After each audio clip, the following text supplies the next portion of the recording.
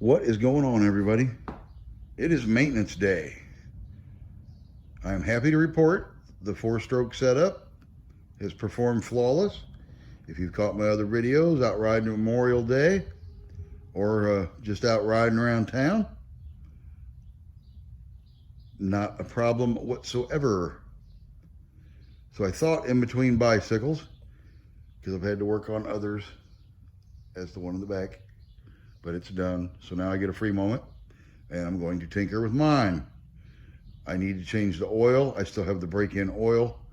I went probably 4 times the distance over recommended break-in oil usage, but that's okay.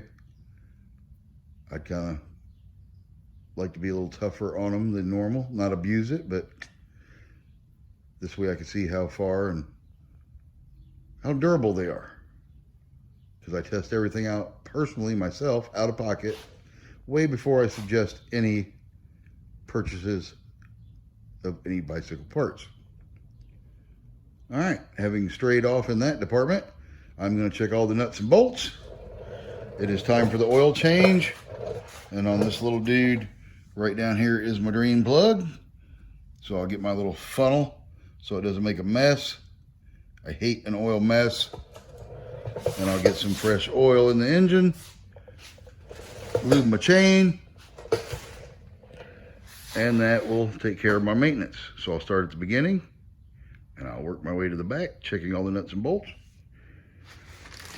because I haven't done that since I've set it on the ground and been out riding all those times. Myself, a backpack annoys me, especially in the summer. Makes your back hotter. Straps are rubbing on your shoulders. Not to mention the stripes on your shoulders for the sunburn you'll be receiving at one time or another. So, beings, I decided to keep this bike as part of my personal arsenal of bikes, which arsenal of 2. I have the orange 2-stroke and this 4-cycle bike right here. I am going to equip this bike with ta-da! Trusty bike rack that I'm going to install today. I bought the bags for the back and a little bag for the handlebars. So I will share that right after I get those installed, which shall be coming up shortly, right after this oil change. I wasn't going to film the changing of the oil because it's not that exciting. Remove the drain plug, let the oil drain. Figured it'd make a little mess on here, so I made myself a little paper towel bumper, if you will, so the oil didn't run everywhere under the engine. And that worked out pretty good. But the little annoyance that I have ran into, why I have this in there, the engine sits too close to the engine mounting plate and doesn't allow you to get the drain plug out. It's not the end of the world, but it is a little annoying.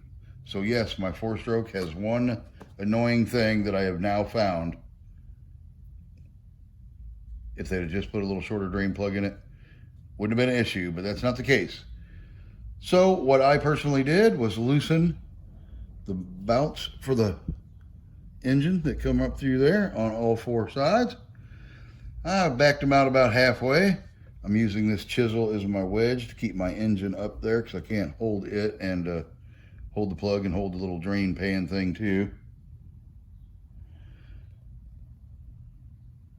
But it just gives you enough clearance now to get the drain plug out. But other than taking the bolts loose, the motor hasn't moved. I shouldn't have to line anything back up. I just thought I would share that little annoyance of the 4-stroke oil change. Okay, now I'm going to finish this and get back on those bike racks. I've finally reached the end of my quick preventative maintenance, and as you can see, I've added on a little accoutrement because I've had enough of the backpack. As you've seen, the oil change didn't go as super smoothly as I had hoped. Just draining the plug and catching the oil because the engine sits too close to the plate, could get the plug out, which you just saw.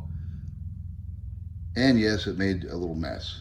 Not as bad as I was expecting, but if you're a 4-cycle engine rider and you have the same problem changing your oil, Definitely put that rag between the plate and the engine there, because it massively helped, kept the oil just on this side instead of it running all over the engine mounting plate like spilling a drink on the table and it goes everywhere. So at least it kept it contained there. I personally run the Briggs & Stratton SAE 30. It requires SAE 30 oil, so that's what I run. I do add a little kicker to it. I'm a big believer in the Lucas oil stabilizer, so I put about 3/4 of an ounce in the oil mix. I've had great luck with it. Not trying to sell it to anybody, just thought I would share that's what I do. It's worked great in all 4-cycle engines and in older cars and trucks that I've owned in the past. This engine doesn't have hydraulic lifters, so you don't have to worry about a little thicker, slicker oil in there not being able to go through the hydraulic lifters. This doesn't have them.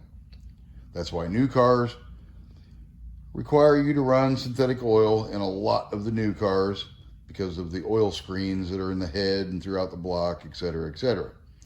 The oil gets too thick, won't let the oil flow, and that's just one of the many reasons they have you run that. But anyway, not to get off on a oil tangent, put a nice little lovely bag on the front so I can keep my wallet and keys. Yes, I have the big bag on the back, but sometimes it's a pain in the ass because when you're trying to just get a key out or something, it's always at the very bottom and you got to dig. So to beat that, I put the trusty bag on the front. Got my new headlight installed. 3 levels of blinding light for your riding pleasure. I personally like the ones that have the rechargeable battery pack. They seem to last a lot longer. Installed my new rear view mirror so I can see behind me. I think everyone ought to take the time and the extra few bucks and put a rear view mirror, if very minimal, on the left side. It does help when you do the quick turn to look for traffic and you might miss something. So it can keep you safe. The trusty bags. Now I can stuff all kinds of stuff in these bad fellas and not have to carry it on my back, which to me is a joy compared to carrying it on my back. All right, everything is tight, checked out, oil changed, luggage racked up and ready to roll. One little bonus I did put on these bad fellas, because I just personally like them. I think they help people see you at night from the side 1,000% better, because if they're not in front of you or they're not behind you, they don't see the headlight or tail light. And in those super sweltering summer days, sometimes it's nice to not ride during the day and just go for a little casual ride at night. It's a little cooler, the sun's not beating you down, etc., etc. So I installed some wheel lights.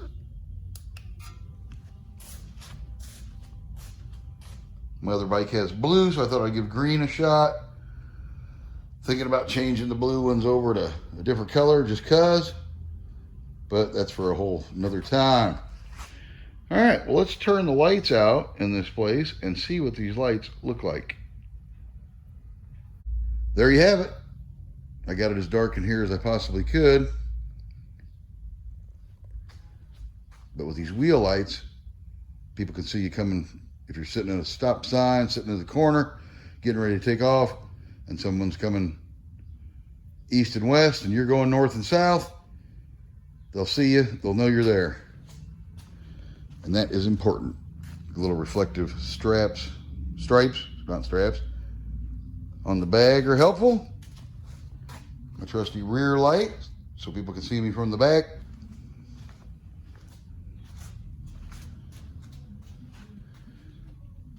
And we got our headlight going.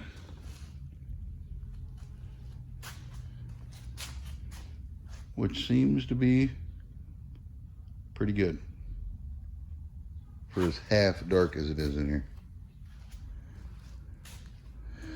The light has 2 more brightness levels, but I usually ride on 1 because where I'm usually riding, at least they have some street lights.